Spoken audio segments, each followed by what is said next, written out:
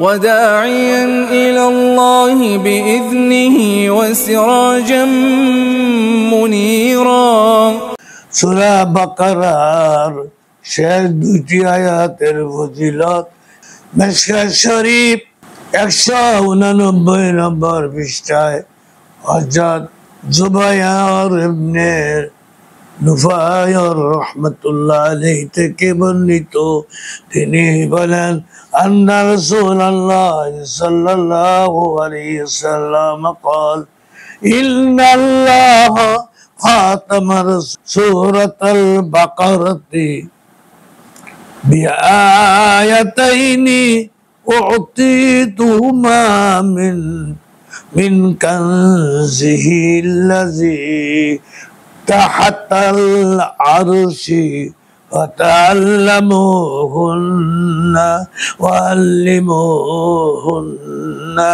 نساءكم فإنهما صلاة وقرآن ودعاء।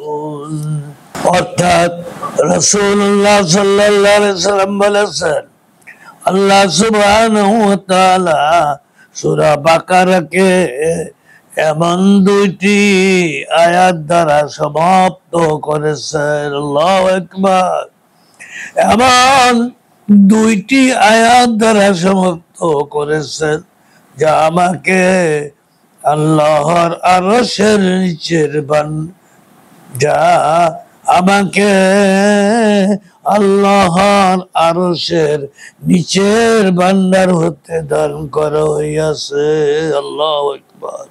সুতরাং নবীজি বলেন, সুতরাং তোমরাও শিক্ষা করবে এবং তোমাদের নারীদেরকেও উহা শিক্ষা দিবে, কেননা উহাতে রয়েছে ক্ষমা প্রার্থনা, আল্লাহর নৈকট্য লাভের উপায় ও দোয়া। আল্লাহু আকবার। মিশকাত শরীফ 189 নম্বর পৃষ্ঠায় হযরত আয়েশা ইবনে কালাই রাদিয়াল্লাহু আনহু থেকে বর্ণিত। তিনি বলেন, ক্বালা রাজুলুন ইয়া রাসূলুল্লাহ আইয়ু সূরাতিল কুরআনি আযমু। এক ব্যক্তি বললেন, ইয়া রাসূলুল্লাহ সাল্লাল্লাহু আলাইহি ওয়াসাল্লাম, কোরআনের কোন সূরা অধিকতর মর্যাদাবান? উত্তরে তিনি বললেন, কুল হুয়াল্লাহু আহাদ। ক্বালা ফাআইয়ু আয়াতিন ফিল কুরআনি আযমু? ক্বালা আয়াতুল কুরসি আল্লাহু লা ইলাহা ইল্লা হুয়াল হাইয়ুল কাইয়্যুম। ক্বালা ফাআইয়ু আয়াতিন ইয়া নাবিয়াল্লাহ তুহিব্বু আন তুসিবাকা ওয়া উম্মাতাক?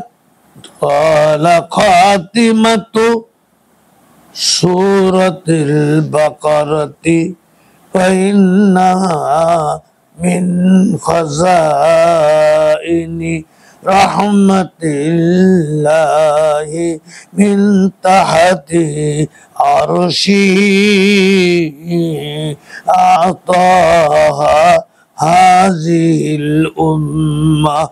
আল্লাহু আকবার। অর্থাৎ সে আবার জিজ্ঞেস করলো, ইয়া রাসূলুল্লাহ, কোরআনের কোন আয়াত এমন যার বরকত আপনার এবং আপনার উম্মতের প্রতি পৌঁছেছে? আপনি আপনার উম্মতের প্রতি আপনি ভালোবাসেন। নবীজি বললেন সূরা বাকারার শেষের দিক, কেননা আল্লাহ সুবহানাহু ওয়া তাআলা তার আরশের নিচের বান্দার হতে ওহা এই উম্মতকে দান করেছেন। আল্লাহু আকবার। দুনিয়া ও আখিরাতের এমন কোন কল্যাণ নাই যা এতে নাই। আল্লাহু আকবার। বিসমিল্লাহির রহমানির রহিম। আমানার রাসূলু বিমা উনজিলা ইলাইহি মির রাব্বিহি ওয়াল মুমিনুন কুল্লুন আমানা বিল্লাহি ওয়া মালাইকাতিহি ওয়া কুতুবিহি ওয়া রুসুলিহি লা নুফাররিকু বাইনা আহাদিম মির রুসুলিহি ওয়া ক্বালু সামি'না وأطعنا غفرانك ربنا وإليك المصير। রাসূল সাল্লাল্লাহু আলাইহি ওয়াসাল্লাম বিশ্বাস রাখেন ওই সমস্ত বিষয় সম্পর্কে যা তার পালনকর্তার পক্ষ থেকে তার কাছে অবতীর্ণ হয়েছে, এবং মুসলমানরাও সবাই বিশ্বাস রাখে আল্লাহর প্রতি, তার ফেরেশতাদের প্রতি, তার কিতাব সমূহের প্রতি এবং তার পয়গম্বরগণের প্রতি। তারা বলে আমরা তার পয়গম্বরদের মধ্যে কোনো তারতম্য করি না। তারা বলে আমরা শুনেছি এবং কবুলও করেছি, আমরা আপনার ক্ষমা চাই হে আমাদের পালন কর্তা, হে আমাদের পালন কর্তা। আপনারই দিকে প্রত্যাবর্তন করতে হবে। লা ইউকাল্লিফুল্লাহু নাফসান ইল্লা উসআহা লাহা মা কাসাবাত ওয়া আলাইহা মাকতাসাবাত। রব্বানা লা তুআখিযনা ইন নাসিনা আও আখতানা। রব্বানা ওয়ালা তাহমিল আলাইনা إسرا كما حملته على الذين من قبلنا ربنا ولا تحملنا ما لا طاقة لنا به واعف عنا واغفر لنا وارحمنا أنت مولانا فانصرنا على القوم الكافرين। অর্থাৎ আল্লাহ সুবহানাহু ওয়া তাআলা কাউকে তার সাধ্যাতীত কোন কাজের ভার দেন না। সে তাই পায় যা সে উপার্জন করে, এবং তার উপর বর্তায় যা সে করে।